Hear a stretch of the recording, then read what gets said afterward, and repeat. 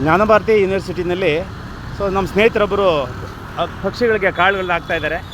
So ಅವ್ರ ಪರಿಚಯ ಮಾಡ್ಕೊಳ್ಳೋಣ ನಿಮಿಷದಲ್ಲಿ.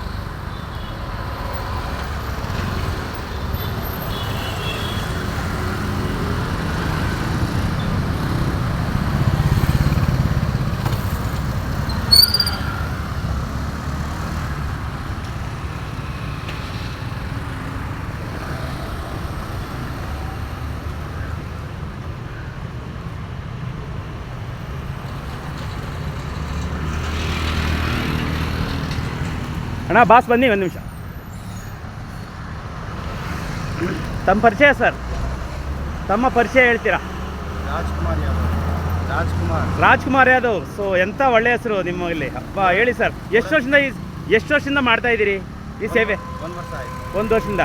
ದೇವರಿಗೆ ಸಾಲ ಕೊಡ್ತಾ ಇದ್ದೀರಿ. ಅದು ನೋಡಿ, ಮನುಷ್ಯ ಸ್ವಾರ್ಥಿ ಇಲ್ಲಿ ಅಲ್ವಾ?